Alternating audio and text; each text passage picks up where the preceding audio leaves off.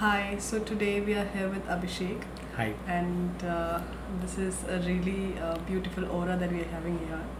So today we'll be exploring about topics that we all are very curious about, and we all want to learn and to know at the same time.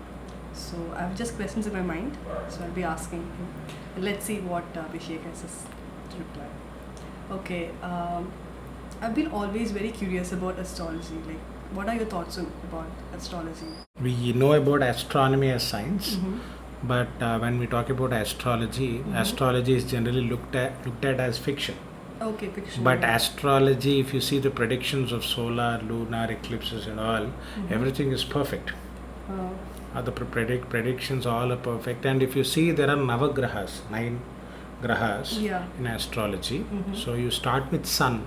Sun, right. So sun represents health, physical health. Oh, physical health. Okay. And then you have moon. Graha is not planet. Graha is a celestial object. Object. Okay. So and then moon. So moon represents mind. Mind. Okay. And then after that you have Mercury. Mercury. Represents communication. Communication. Right. And then you have Venus. Venus, as we already know, it represents love. Love. Okay. And then you have Mars. Mars represents strength. Strength. Okay. And then we have Jupiter. Jupiter represents knowledge. And then you have Saturn. Saturn represents hard work. Okay. So, and you have Rahu and Ketu. These are Chaya planets. Okay. Chaya means shadow planets. Shadow planets, right. Right. So, Rahu represents, it's an illusion.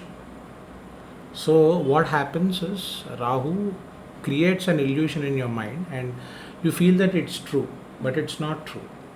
Okay. Okay. And then Ketu represents spirituality. Spirituality, Ketu. Okay.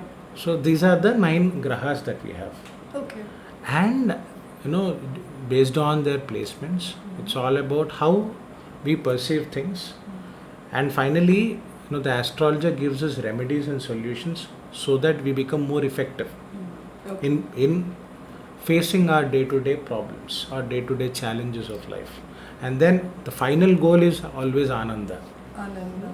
Okay, what is Ananda according to you? So if you ask me what is happiness, you give me a chocolate, Right. I'm happy. Yeah. But I'm happy only for that moment. Yeah, That is right. temporary Temporary happiness. happiness, right. So what is permanent happiness? So if you give me 1 crore, do I get permanent happiness? Is 1 crore, I can exhaust it within 1 year. Right, right. So after 1 year, there's no happiness. So what is permanent happiness is the happiness which sustains forever. Okay, it's more peaceful, you It's more peaceful and you're always happy irrespective of the outcome. outcome. Okay. So even if you fail, you're happy because you're happy that you have gained some experience.